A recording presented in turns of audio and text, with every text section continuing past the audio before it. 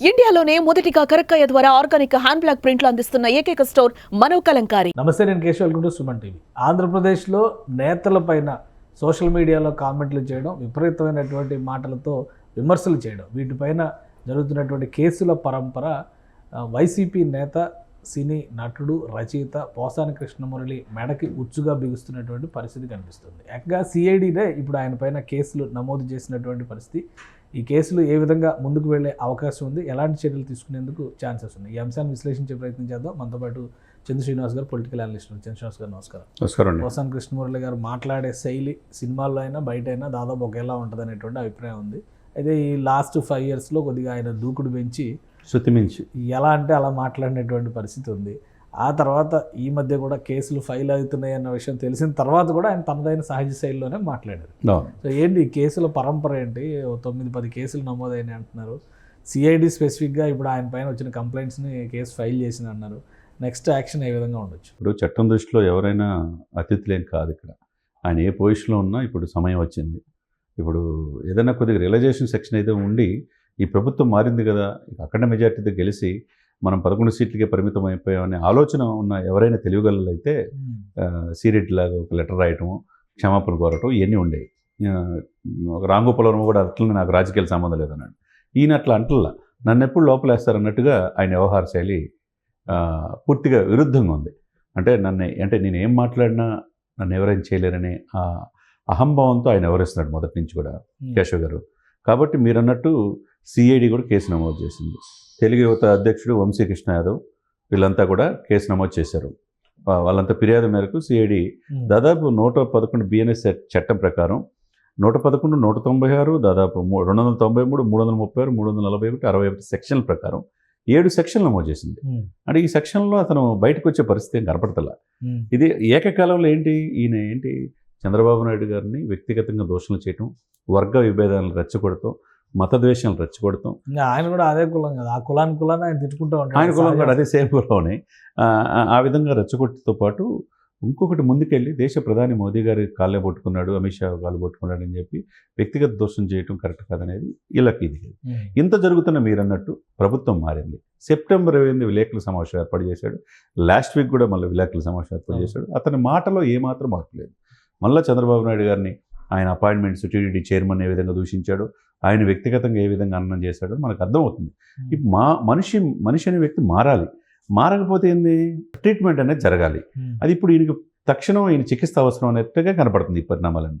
అంటే ఆయన ప్రశ్నించడం తప్పు కాదు, నేను అడిగిన దానికి సమాధానం చెప్పండి, అది మానేసి కేసులు పెడుతున్నారు, బెదిరిస్తున్నారు. నేను ఆల్రెడీ రోజా గారు, చెవిరెడ్డి భాస్కర్ రెడ్డి గారు వీళ్ళందరూ కూడా పోలీసులు కూటమికి తొత్తులుగా వ్యవహరిస్తున్నారు, పోలీసు వ్యవస్థ సరిగా పనిచేయట్లేదు అనేటువంటి ఆరోపణ చేశారు. ఎలా చూడాలి మరి? ఒకవైపు కేసులు ఆగట్లేదు, ఇంకోవైపు విమర్శలు ఆగట్లేదు.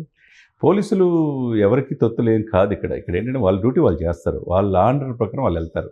సంఘ విద్రోహ శక్తులుగా వర్గాల మధ్య విభేదాలు క్రియేట్ చేస్తున్నారా, మతాల మధ్య, కులాల మధ్య విభేదిస్తున్నారా, రెచ్చగొట్టే ప్రసంగాలు చేస్తున్నారా అనేది వాళ్ళు విచక్షణ అధికార ప్రకారం కేసు నమోదు చేస్తారు. ఇప్పుడు మీ టైమే వచ్చింది. ఇప్పుడు లేకపోతే నువ్వేదైనా పత్తిత్వం అయితే లేదా అమాయకుడు అయితే, నీవు భావ ప్రకటన స్వేచ్ఛ భంగం కలిగిందని భావిస్తే ఏకకాలంలో కడప నుంచి చిత్తూరు, అనంతపురం, తర్వాత బాపట్ల, శ్రీకాకుళం, తర్వాత పల్నాడు, కృష్ణా, పశ్చిమ గోదావరి 9 జిల్లాల్లో నీ మీద ఎందుకు కేసు నమోదు చేస్తారు? నువ్వేమైనా అమాయకుడువా? నీకేం పరిపక్వత లేదా? ప్రముఖ రచయితగా ఒకప్పుడు ఉండేవాడు కదా, ఇప్పుడు రచయిత భావాలు, ఓ డైరెక్టర్ స్థాయికి ఎదిగావు కదా, ఒక క్యారెక్టర్ ఆర్టిస్ట్ సినిమాలు చేసావు కదా. ఇంత ఇదిగుండి కూడా సమాజం పట్ల నీకు చిత్తశుద్ధి లేకపోతే ఈ రాష్ట్రాన్ని పరిపాలించే నాయకుల మీద, అటు చంద్రబాబు నాయుడు గారి మీద, పవన్ కళ్యాణ్ గారి మీద వ్యక్తిగత విభేదాలు చేస్తూ ఉంటే ఎంతవరకు సహిస్తారు? చట్టం తన పని తాను చేసుకోవాలి. అరెస్ట్ చేస్తారంటారా? తప్పదండి. ఇతను ఇమీడియట్గా అరెస్ట్ చేసే అవకాశం ఉంది. ఆయన నోటీసులు కూడా ఇచ్చేసి ఆయన పరారులో ఉండడని కొన్ని టీవీ ఛానల్లో వేస్తున్నారు. ఎందుకంటే ఇయంతా ఒక ఎత్తు అయితే, పార్టీ నాయకులు పెట్టిన కేసులు ఒక ఎత్తు అయితే, 9 జిల్లాల్లో సిఐడి కేసు కూడా 7 సెక్షన్ల కింద నమోదు చేసింది. ఈ స్టేషన్లోకి అయితే మళ్ళీ టీడీడీ చైర్మన్ బిఆర్ నాయుడు గారిని వ్యక్తిగతంగా ఆయన ఇచ్చేశారనే ఉద్దేశంతో వాళ్ళ ఛానల్ యాజమాన్యాలు బీభత్సంగా కేసులు పెట్టారు. అయ్యి ఉన్నాయి. మొత్తం ఇవన్నీ కలిపితే దాదాపు 15 నుంచి 20 కేసులు నమోదు అయినట్టుగా కనపడుతుంది. సరే, ఇవన్నీ ఒక ఎత్తే సార్ కేశవ్ గారు.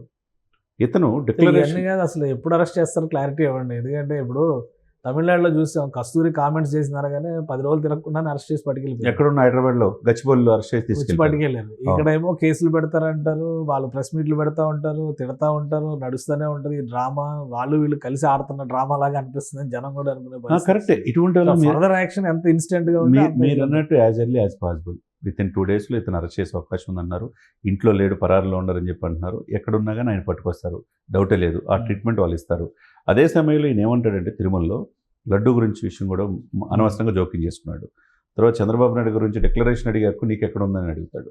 మతాల మధ్య చుచ్చు పెడతా ఉన్నాడు. అంటే ఇది వ్యక్తిగతంగా శృతి మించి వెళ్ళాడు, లైన్ దాటాడు.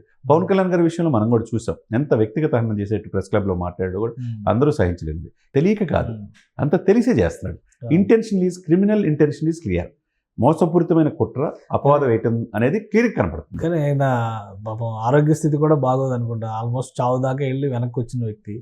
సో ఇవన్నీ కన్సిడరేషన్ లో ఉంటాయా లేదా యాక్షన్ ఒకేలా? లేదండి, వచ్చినప్పుడు ఇప్పుడు చావు దగ్గరగా ఉన్నాడని చెప్పి ఉపేక్షిస్తే మాట్లాడే మాట, ఈ పదజాలం, ఈ నాలుక లిమిట్లో ఉండాలి కదా. నువ్వు ఎవరితో మాట్లాడుతున్నావు, ఏ ప్రభుత్వం మీద విమర్శిస్తున్నావు అనేది ఉండాలి కదా. నువ్వు మారకపోతే అదే తెలిసే మాట్లాడుతున్నాడు కదా, తెలియకే మాట్లాడుతున్నా.